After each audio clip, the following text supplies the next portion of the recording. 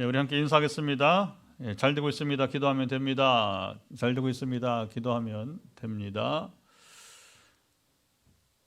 어떤 사람이 잔치를 베풀고 많은 사람을 초청하였습니다. 그냥 한 끼 식사를 나누는 정도의 가벼운 잔치가 아니었습니다. 이 집주인은 큰 권세가 있었고 그리고 재산이 아주 많은 사람이었어요.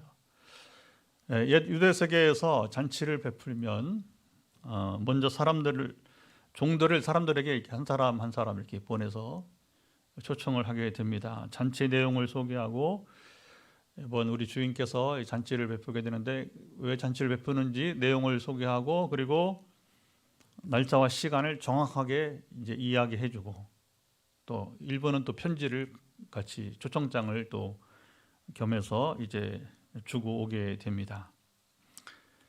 예나 지금이나 잔치는 아무나 초대하지는 여러분 않잖아요. 어느 정도 친분이 있고 또 애경사를 함께 나누는 사람들에게 여러분 우리가 이제 초청을 보통 이제 하게 되는 것이죠. 잔치 당일 아침 일찍 다시 종들을 초대했던 사람들에게로 가서 잔치 자리로 오라고 이제 하게 됩니다. 그래서 오늘 보면 17절 보면 이런 말씀이 나오는 거예요. 17절 말씀을 한번 읽어봅시다. 17절 잔치할 시각에 그 청하였던 자들에게 종을 보내어 이르되 오소서 모든 것이 준비되었나이다. 아멘.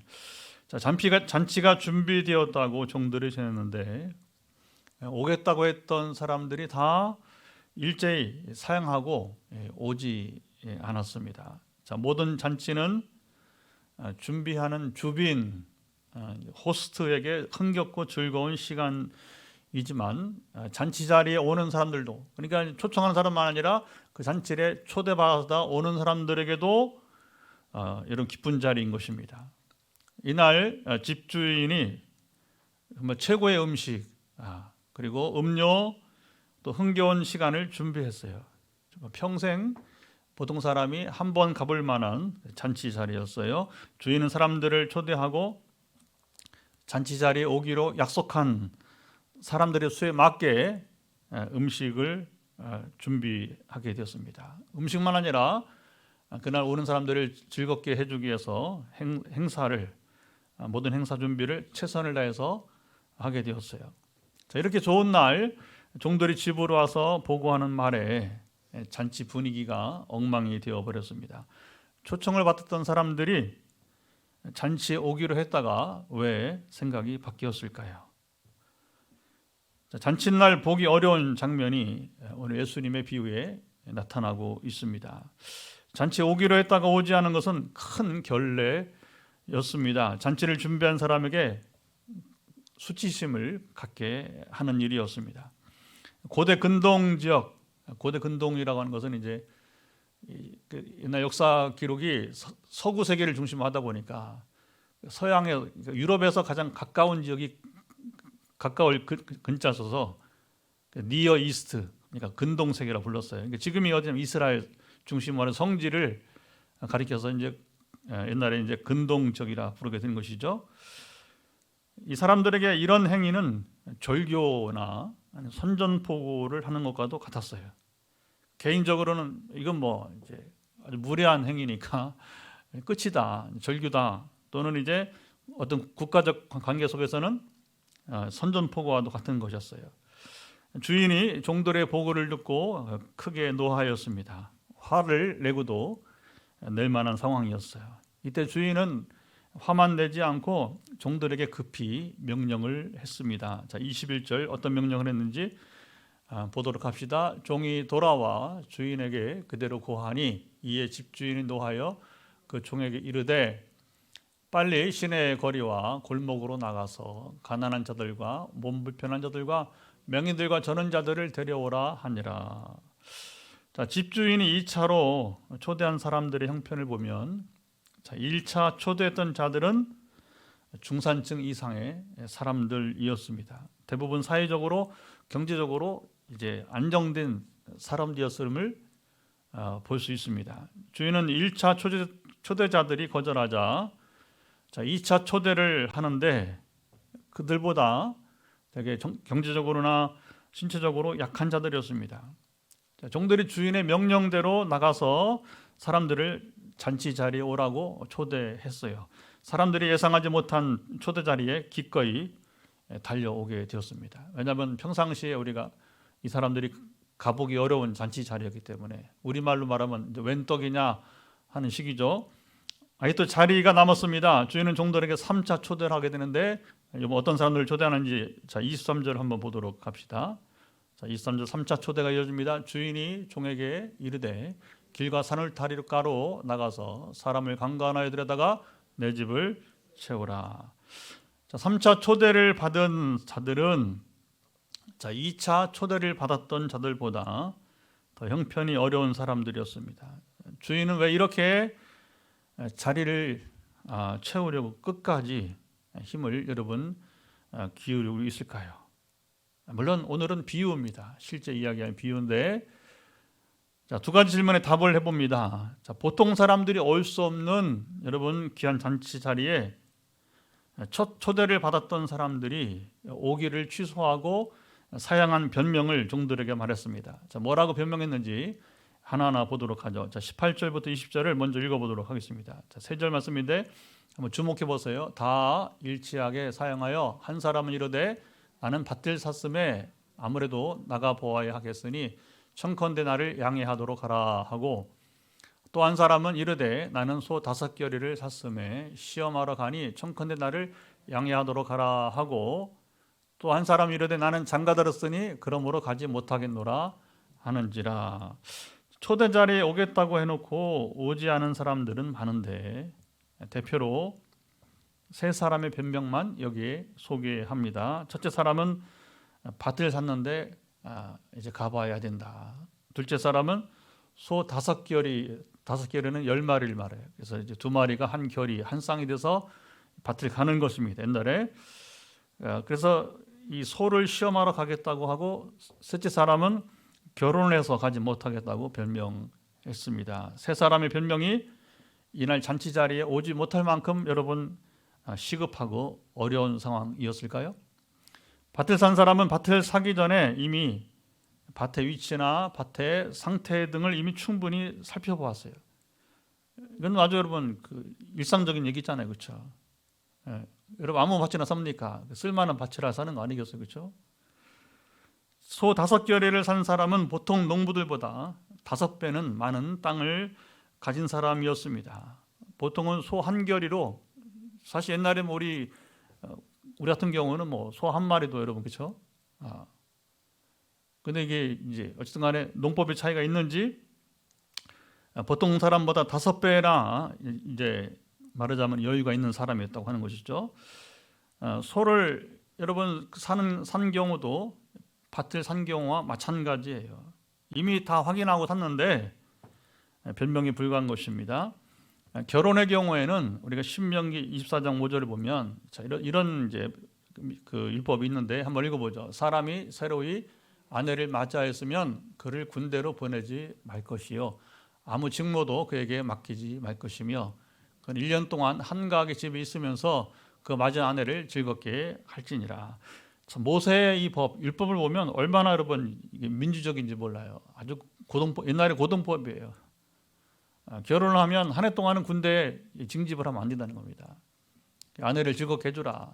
가정 생활을 누리라고 하는 거죠. 그리고 아마도 이제 자녀를 또 낳아야 되니까 이런 등등 일이 있었겠죠.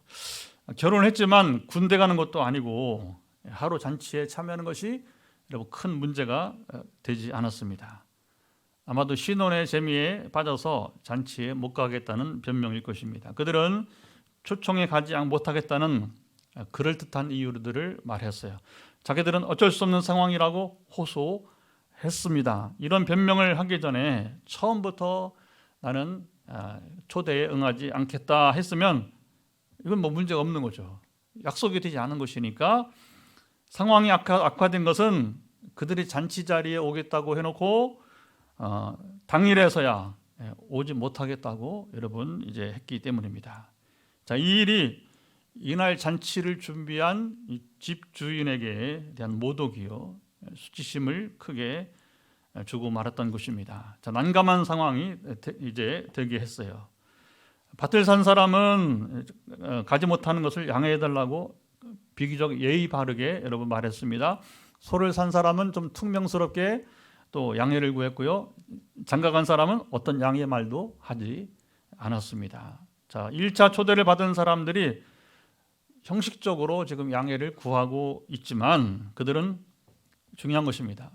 행동으로 이미 주인을 무시하고 말았다는 것입니다. 자, 귀한 잔치를 베푸는 주인의 명예를 크게 훼손하고 그리고 회복할 수 없게 만들고 말았어요. 자, 여러분이 지금 오늘 잔치 이야기가 되는데 여러분이 이 잔치의 여러분 주인이었다면 여러분 어떻게 했겠습니까? 자, 주인은 잔치에 오지 않은 사람들에게 엄중한 경고를 선언하는데 뭐라고 경고하는지 24절을 보도록 합시다. 자, 24절, 내가 너희에게 말하노니 전에 청하였던 그 사람들은 하나도 내 잔치를 맛보지 못하리라 하였다 하시니라. 자, 이 사람들의 문제는 자기들을 초대해 준 분이 누구인지 실체를 모르고 여러분 알았어요. 이분이 누구이신지 여러분 알았다면 내가 지금 어떤 상황에 처했다 할지라도 결국 거절할 수 없고 거절해서도 안 되었어요. 자, 일상에 해서는 안 되는 큰 실수를 여러분 하고 말았다는 것입니다. 여러분, 우리는 어떤 일이 있을 때 지금 내가 누구랑 대화하는지, 내가 누구의 말을 듣고 있는지, 누구랑 약속을 했는지 이게 너무 여러분 중요한 거 아니겠어요? 모든 일에 때에 여러분 기회가 있고요. 기회는 지나가면 소용이 여러분 없습니다. 이 사람들은 후회를 해도 소용없는 큰 실수를 하고 말았어요. 이 잔치의 주인이 누구에게 이렇게 심각한 상황이 되었습니까? 이 잔치의 주인은 천지를 창조하신 만왕의 왕이신 하나님이십니다. 인류를 극진히 사랑하셔서 사람의 몸을 입고 이 땅에 오신 예수님이셨습니다. 24절, 내 잔치는 바로 하나님 나라 잔치를, 소위 천국 잔치를 여러분 말하는 거예요. 잔치의 여러분 주인은 어떤 피조물도 범접할 수 없는 바로 분이에요. 이번에 초청에 응하느냐 거부하느냐에 따라서 우리 인생의 영원성, 여러분 영생의 문제가 결정되는 것입니다. 근데 어떻게 여러분 이 자리를 여러분 가겠다고 해놓고서는 거부할 수 있느냐 하는 것이죠. 예수님은 지금 자신의 초대에 거부하고 오지 않은 당시 사람들을 향하여서 섭섭한 마음을 바로 이 비유를 통해서 주님이 전하시고 여러분 있는 것입니다. 자, 1차 초대에 오지 않은 사람들 때문에 집주인의 마음이 여러분 크게 상했지만 지체하지 않고 2차 그리고 3차 잔치 자리에 초대를 계속해서 했어요. 자, 이제는 어떤 형편이든지 상관하지 않았습니다. 누구든지 이 초대 소식을 듣고 잔치 자리에 오기만 하면 여러분 되었어요. 사회적 신분, 경제적 여러분 차등에도 상관없었어요. 건강 정도에도 상관이 여러분 없습니다. 정신적, 신체적 장애를 갖고 있더라도 여러분 문제 없습니다. 주인의 초대에 오기만 하면 되는 것입니다. 여러분, 복음이 무엇이에요? 이것이 여러분 복음이 여러분 아니겠습니까? 하나님의 역사는 초청의 역사라고 볼 수 있습니다. 성경을 보세요. 창세기부터 여러분 요한계시록까지 보세요. 성경은 처음부터 끝까지 하나님께서 사람들을 초청하는 음성으로 여러분 가득합니다. 여호와께로 돌아오라. 예언자들이 많이 하죠. 이스라엘을 향해서 여호와께로 돌아오라. 호세야. 예수님이 친히 수고하고 무거운 짐진 자들아 다 내게로 오라. 내가 너희를 쉬게 하리라. 주님이 친히 초청하십니다. 마태복음, 오라, 듣는 자도 오라 할 것이요, 목마른 자도 올 것이요, 또 원하는 자는 값없이 생명수를 받으라. 요한계시록 22장 마지막 부분에, 마지막까지도 주님은 바로 초청의 음성을 여러분 선포하고 있는 것입니다. 하나님의 초청에 응할 것인가 응하지 않을 것인가, 이것은 각 사람이 정하면 됩니다. 부모가 자식을 대신해 줄 수 없고, 그리고 자식이 부모를 대신해 줄 수도 없어요. 자, 예수님은 언제 이 복음을 전하시게 되었습니까? 자, 15절 오늘 첫 문장을 한번 보도록 하죠. 자, 15절 함께 먹는 사람 중에 하나가 이 말을 듣고 이르되 무릇 하나님 나라에서 떡을 먹는 자는 복되도다 하니. 자, 예수님이 오늘 비유를 말씀하신 이유가 바로 여기에 이제 전제하고 있는 것입니다. 안식일에 한 바리새인 지도자의 집에서 식사를 하셨습니다. 바리새인 중에서도 리더급에 해당하는 상당히 당시 바리새인들은 실세니까 오늘 비유가 나온 것은 바로 이 집에서 식사를 하시면서 주님이 이제 말씀하신 거예요. 유대인들은 안식일 먼저 예배를 드리고 그리고 만찬을 나눴습니다. 자, 이스라엘의 안식일은 시작이 언제예요? 오늘 말하면 금요일 날 해가 지면서부터 언제까지? 다음 날 토요일 날 해가 질 때까지. 우리는 아침부터 저녁까지잖아요, 그렇죠? 그들은 저녁부터 다음 날까지. 해가 지는 게 시작이고 다음 날 해가 지는 게 마침이 되는 거예요. 우리랑 좀 다릅니다. 일반 세계랑 이스라엘 세계는 좀 독특한 면이 있는 거예요. 자, 예배는 금요일 해가 지면서 드리고 이어서 저녁 만찬을 각 가정에서 나누었어요. 요즘은 음식점이나 호텔에서 하기도 합니다. 유대인들은 안식일에 절대 요리하지 않아요. 재미있는 일이 있잖아요. 그래서 전에 유학생 출신의 한 목사님이 설교를 하는데 그 얘기 하더라고요. 자기가 이스라엘 유학생 생활하는데 한 번은 이제 거기 안식일이죠. 그래서 이제 토요일 날 쉬는 날이니까 이렇게 주말이니까 그 사람에게는 주말이잖아요. 그러니까 쉬니까 산책을 한다고 이렇게 쭉 걸어가는데 한 번 유대인이 부르다는 거예요. 잠깐만 하면서 왜 그러십니까? 그랬더니 우리 집에 와서 스토브 불 좀 켜달라는 거예요. 기가 막힌 겁니다. 이게 뭐 누구를 위한 율법이에요, 세상에. 응? 그 밥은 먹어야겠고 하니까 스토브에 불을 당시 한국 사람 이방인이니까 이방인은 안식에 일해도 되는 거예요. 그러니까 스토브 불을 켜는 걸 일이라고 생각하는 거예요. 이 전통에. 하나님 그런 말씀 하신 적 없어요. 여러분 성경 어디에 여러분 주일날 이제 밥을 하지 말라고 있습니까? 만나가 내릴 때는 그때는 뭐 만나가 이제 그 안식일에 내리지 않은 것 뿐이지 안식일에 식사를 하지 말라고 하는 거 없잖아요. 그렇죠? 재미있는 일이 여러분 이제 있습니다. 미리 그들은 요리해 놓고 음식을 이제 먹게 돼요.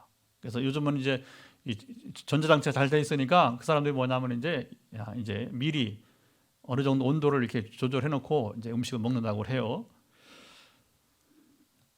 그리고 다음 날 토요일은 집에서 말 그대로 이제 안식하면서 시간을 보냅니다. 자, 이날 만찬이 열린 곳이 바리새인 지도자의 집이었습니다. 유대인들의 안식일 만찬에는 비교적 오픈되어 있어서 관용이 누가 와도 내쫓지 않고 어쨌든 간에 그날은 배고픈 자도 와서 함께 식사를 할 수 있었습니다. 우리가 주일날 예배 후에 교회에서 식사를 한 것처럼 말입니다.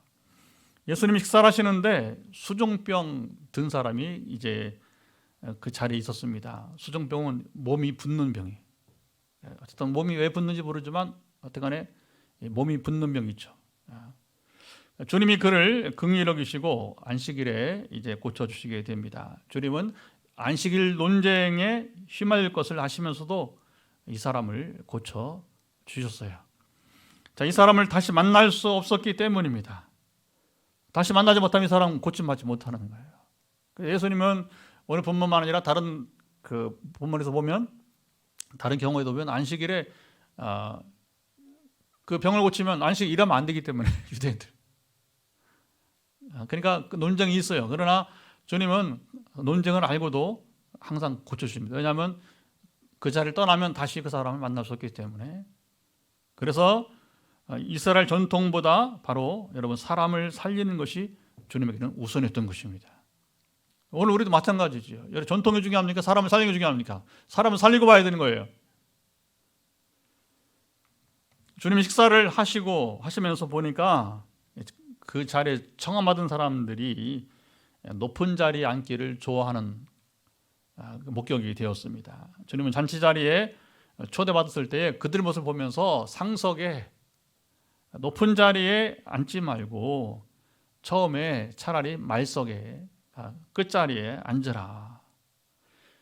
그 얘기는 넘어가고요. 그리고 식사를 대접을 하려거든 내게 갚을 수 있는 사람에게 하지 말고 네가 다시 돌려받을 수 없는, 그러니까 그 식사를 대접한 다음에 그 사람이 나를 향해서 갚을 수 없는 사람에게 하라고 말씀하십니다. 자, 14장 13절 14절 한번 읽어보도록 합시다. 잔치를 베풀거든 차라리 가난한 자들과 몸 불편한 자들과 저는 자들과 맹인들을 청하라.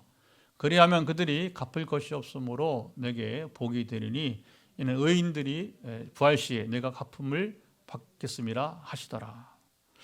주님의 가르침은 늘 비슷합니다. 그래서 칭찬도 이 땅에서 받으려고 하지 말고 훗날에 심판 때에 하나님께 받는 자가 복이 있다는 것입니다.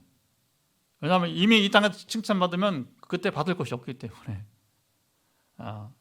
참 역설적이죠, 그렇죠?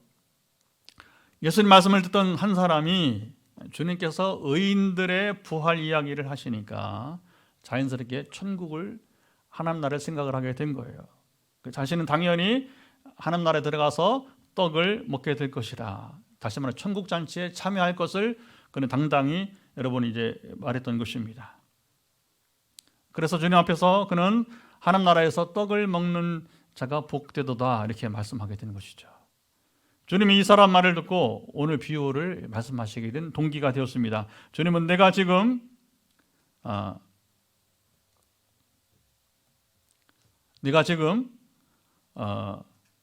천국에 들어갈 것을 확신하고 있다마는 뭐라고 하신 것입니까? 천국의 잔치에 들어가서 참여할 자들은 바로 이런 사람들이다 이렇게 주님이 오늘 비유를 통해서 여러분 이제 말씀하시고 있게 되는 것입니다.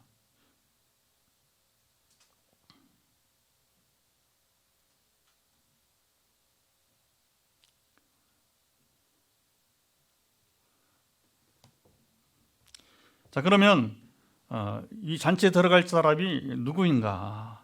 자, 하나님 역사는 말씀한 대로 초청의 역사라고 했습니다.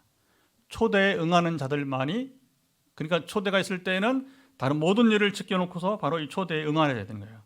그의 나라 잔치에 참여할 수 여러분 있습니다. 그 나라 잔치에 참여하려면 세상 모든 것을 우리가 내려놓아야 한다고 말씀하셨어요. 장사하다가도, 사업하다가도, 그리고 결혼이나 연애보다도 바로 하나님 나라가 여러분 우선되어야 한다고 주님이 여러분 강력하게 가르치시고 있는 것입니다. 우리가 이 복음을 여러분 듣기만 하지 말고 누리시길 바랍니다. 자, 우리가 복음을 누리려면 성경을 지금 분석을 하고 또 여러분이 이제 해석하는 등 공부에만 머물면 안 되는 것입니다. 우리 삶의 현장에서 하나님의 나라가 실제로 우선순위가 여러분 되어야 될 것입니다. 저와 여러분은 오늘도 하나님의 나라가 그 무엇보다 여러분 이제 우선순위가 되고 있습니까? 저는 집을 사서 지금 새 집을 사서 가보아야 한다고 하지는 않습니까? 저는 새 차를 사서 지금 시험 운전을 해보러 가야 된다고 여러분 하고 있지는 않습니까? 저는 주식 동향을 살피고 부동산 시세를 살펴야 하기에 영적인 생활, 하나님과의 교제를 깊이 할 수 없다고 여러분 하고 있지는 않습니까? 저는 지금 연애 기간이라 연인과 함께하는 시간, 젊음을 발산하는 것이 우선순위라고 여러분 말하고 있지는 여러분 않습니까? 자, 이렇게 보면 지금 예수님이 비유를 말씀하실 당시만 아니라 오늘 지금 여러분 이 시대에도 잔치에 여러분이 이제 초대를 받고 오겠다고 했지만 실상은 이런저런 여러분 변명을 하면서 하나님께 나오지 못하는 사람들이 많음을 여러분 우리가 보게 되는 것입니다. 이런 사람들이 너무 많은 것이 지금 오늘날 여러분 현실이라고 하는 거예요. 특별히 지금 코로나 시대에 우리 목회자들 모여 얘기해 보면요, 얼마나 좋은 게인지 몰라요. 이런 사람들에게 핑계가 되잖아요. 핑계가. 여기 3명의 변명 이야기 나오고 있지만 그러나 지금 21세기 오늘 여러분 이 코로나 시대에 더 많은 사람들이 뭐냐면 이런저런 핑계를 대면서 뭐냐면 이제 이 지금 초청 자리가 얼마나 귀한지를 모르고 여러분 지내고 있다고 하게 되는 것입니다. 어떤 사람은 질병과 고통 가운데 있으면서도 하나님께 나오라고 원해도 응하지 않는 경우도 있습니다. 하나님보다 세상을 사랑하는 자들인 것입니다. 세상은요, 하나님을 사랑하는 사람들보다 세상을 사랑하는 사람들이 훨씬 많아요. 오늘 나는 어떻습니까? 예수님은 어제나 오느니라 여러분 동일하게 말씀하십니다. 자, 마태복음 6장 33절 한번 읽어보도록 합시다. 뭐로 말씀하시는 그런즉 너희는 먼저 그의 나라와 그의 의를 구하라. 그럼 이 모든 것을 너희에게 더하시리라. 성경은 하나님을 시험하지 말라고 말씀하세요. 신명기 6장 16절이죠. 그런데 하나님께서 시험을 허락하시는 두 구절 말씀이 성경에 있습니다. 신약이 하나, 구약이 하나가 있어요. 그 중에 바로 신약에 나오는 것이 이 말씀이 되는 것입니다. 먼저 그의 나라와 의를 구해보라. 내가 너에게 이 모든 건 뭐예요? 먹고 마시고 입는 것이죠. 사람의 필요를 더하시겠다고 하는 것입니다. 여러분, 하나님을 시험해 보시 바랍니다. 먼저 그의 나라와 의를 구하시 바랍니다. 그리고서 뭐냐면 하나님이 내게 여러분 신앙 훈련이 필요해요. 신앙 훈련이 필요해요. 이걸 잘 못하는 사람들이 있습니다. 훈련이 필요하니까. 그러나 여러분 이 말씀을 쫓아 살아가는 사람들은 지금도 넉넉히 먼저 우선순위가 하나님 나라와 의를 구할 때에 이 모든 걸 더하시는 삶을 여러분 누리게 되는 것입니다. 오늘 저도 누리고 있는 것이고 여러분 누리시길 축복합니다. 자, 또 하나는 11조입니다.